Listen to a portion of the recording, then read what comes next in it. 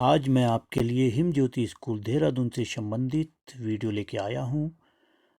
हमारे अधिकांश विद्यालय के बच्चों को हिमज्योति स्कूल देहरादून की परीक्षा की तिथि का इंतज़ार था, तो इसकी परीक्षा की तिथि निर्धारित हो चुकी है और इसकी जो परीक्षा है वह 19 फरवरी 2023 को होनी निश्चित हुई है और परीक्षा का समय 11 बजे का रखा गया है। अब मैं आपको बताना चाहूँगा कि किस प्रकार से आप अपना पंजीकरण करा सकते हैं। तो पंजीकरण की जो तारीख निश्चित की गई है वो 15 दिसंबर 2022 से 31 जनवरी 2023 तक निर्धारित की गई है और पंजीकरण कराने के लिए जो फ़ोन नंबर है उसे आप नोट कीजिएगा 0135-260-8227 और दूसरा फ़ोन नंबर जो है 260-8230। इन फ़ोन नंबरों पे आप अपना पंजीकरण करा सकते हैं और पंजीकरण कराते समय कौन कौन सी जानकारी आपको वहाँ पे देनी है वह बहुत ध्यान देने योग्य है। उसके लिए आप जब भी आप पंजीकरण कराना चाहें तो आपके पास ये जानकारी आपके पास होनी चाहिए, तो उसे नोट कीजिएगा। देखिए, पहले नंबर पे जो आएगा छात्रा का नाम, दूसरे में पिता और माता का नाम, अपना पूरा पता, विद्यालय का नाम जहां आप पढ़ती हैं और फ़ोन नंबर।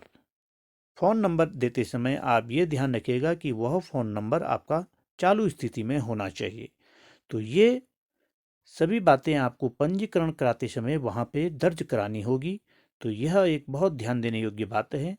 अब इससे पहले कि मैं आपको कुछ और जानकारी दूं, तो सबसे पहले मैं हिमज्योति स्कूल देहरादून के बारे में आपको बताना चाहूँगा कि इसकी स्थापना हमारे उत्तराखंड के राज्यपाल स्वर्गीय श्री सुदर्शन अग्रवाल जी के द्वारा की गई थी।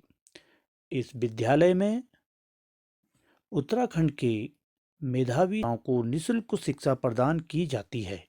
यह विद्यालय पूर्णतः आवासीय है और इसमें इंग्लिश मीडियम के द्वारा सीबीएसई बोर्ड के द्वारा शिक्षा दी जाती है। इस बार परीक्षा की तिथि 19 फरवरी 2023 को निश्चित की गई है और परीक्षा का समय 11 बजे से रखा गया है। यह परीक्षा उत्तराखंड राज्य के 6 परीक्षा केंद्रों पे आयोजित की जाएगी। ये परीक्षा केंद्र हैं नैनीताल, पिथौरागढ़, बागेश्वर, टिहरी, श्रीनगर और देहरादून। देहरादून में हिमज्योति स्कूल में ही यह परीक्षा आयोजित की जाएगी और नैनीताल, पिथौरागढ़, बागेश्वर, टिहरी, श्रीनगर में यह परीक्षा राजकीय बालिका इंटर कॉलेज में आयोजित की जाएगी। बच्चों, इसमें ध्यान देने वाली जो बातें हैं उसे आप ध्यान से सुनिएगा कि इसके लिए कुछ अनिवार्य शर्तें हैं कि जो बालिका इसके लिए आवेदन करेगी उन्हें इनके द्वारा जो भी शर्तें रखी गई हैं उन शर्तों में पूरा उतरना होगा। परीक्षा देने वाली बालिका के लिए जो शर्तें हैं वो इस प्रकार हैं। देखिए, पहले ध्यान देने वाली जो बातें हैं कि इस परीक्षा के लिए केवल बालिका ही आवेदन करेगी। केवल बालिकाओं के लिए ही यह विद्यालय है, इसलिए बालिका ही इस विद्यालय की परीक्षा के लिए आवेदन करेगी। दूसरा, आपको ये ध्यान रखना है आयु का। बालिका की आयु 1/4/2023 को 10 वर्ष से 11 वर्ष के बीच में होनी चाहिए। यदि कोई भी बालिका इससे कम या ज़्यादा होता है तो उसको परीक्षा में नहीं बैठने दिया जाएगा। तो यह आयु वर्ग का इसमें विशेष ध्यान रखना है आपको कि जो भी बालिका इसके लिए अपना रजिस्ट्रेशन करवाए तो वह 1/4/2023 को उसकी जो आयु है वह 10 वर्ष से 11 वर्ष के बीच में होनी चाहिए। तीसरा जो बहुत ही महत्वपूर्ण है कि बालिका उत्तराखंड राज्य के सरकारी स्कूल यानी कि राजकीय प्राथमिक विद्यालय में अध्ययनरत हो। केवल यह विद्यालय केवल राजकीय प्राथमिक विद्यालय के बालिकाओं के लिए ही परीक्षा आयोजित करता है और जो बालिका है वो कक्षा 4 और कक्षा 5 में पढ़ने वाली होनी चाहिए। कक्षा 4 और कक्षा 5 के दोनों कक्षा में पढ़ने वाले विद्यार्थी इसके लिए आवेदन कर सकते हैं, लेकिन उनको अपनी आयु यानी कि 1/4/2023 को उनकी आयु 10 वर्ष से 11 वर्ष के बीच में होनी चाहिए। अगली जो अनिवार्य शर्त है, संयुक्त वार्षिक आय, यानी कि परिवार की संयुक्त वार्षिक आय 4 लाख से कम होनी चाहिए। यदि किसी के माता पिता सर्विस करते हैं तो उन दोनों की वार्षिक आय कुल मिलाकर 4 लाख से कम होनी चाहिए। इससे पहले जो ये वार्षिक आय थी वह 1 लाख तक होनी चाहिए थी। इस बार इसको बढ़ाकर 4 लाख कर दिया गया है। पांचवा जो ध्यान देने योग्य बातें हैं कि देहरादून और नैनीताल में पढ़ने वाली बालिका, यदि कोई बालिका देहरादून नगर क्षेत्र में और नैनीताल नगर क्षेत्र में पढ़ती हों तो वह इसके लिए आवेदन ना करे, क्योंकि उनको परीक्षा में नहीं बैठने दिया जाएगा। तो इसलिए यह बहुत ध्यान देने वाली कि कोई भी बालिका यदि देहरादून या नैनीताल के शहरी क्षेत्र में पढ़ती हो तो वह इसके लिए आवेदन ना करे।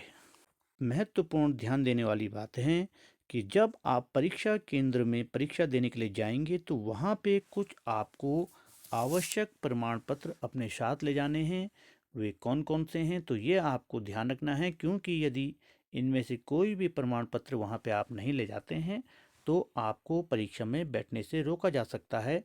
इसलिए यह आपको ध्यान रखना है और इनको आपको समय से तैयार भी कर लेना है। तो आप सबसे पहला जो प्रमाण पत्र है कि छात्रा को अपनी दो फोटो और माता पिता की एक एक फोटो वहाँ पे ले जानी है। और कक्षा 1 से 4 या 5 तक जो भी बच्चा वहाँ पे आवेदन कर रहा है, या यदि वो कक्षा 4 में पढ़ता है तो 4 तक, और 5 में पढ़ता है तो कक्षा 1 से कक्षा 4 या 5 तक का अपना परीक्षाफल वहाँ पे ले जाना है। अपना नवीनतम आय प्रमाण पत्र ले जाना है जो कि तहसीलदार द्वारा प्रमाणित होना चाहिए। अपना मूल निवास प्रमाण पत्र ले जाना है, जन्म प्रमाण पत्र वहाँ ले जाना है, और अपना जो छात्रा वहाँ पे परीक्षा देने जाएगी उसका आधार कार्ड और अपने माता पिता दोनों का आधार कार्ड वहाँ पे ले जाना है। जाति प्रमाण पत्र यदि लागू हो, यदि कोई आरक्षित वर्ग की बालिका वहाँ के लिए आवेदन करती है तो उसे अपना जाति प्रमाण पत्र वहाँ पे ले जाना पड़ेगा। और सामान्य जाति के लिए वहाँ पे आर्थिक रूप से कमजोर वर्ग का जो प्रमाण पत्र होता है वह प्रमाण पत्र वहाँ ले जाना होगा। तो ये कुछ महत्वपूर्ण आवश्यक प्रमाण पत्र वहाँ पे है कि जब आप परीक्षा केंद्र में परीक्षा देने के लिए जाएंगे तो ये सभी प्रमाण पत्र आपको वहाँ अपने साथ ले जाने हैं।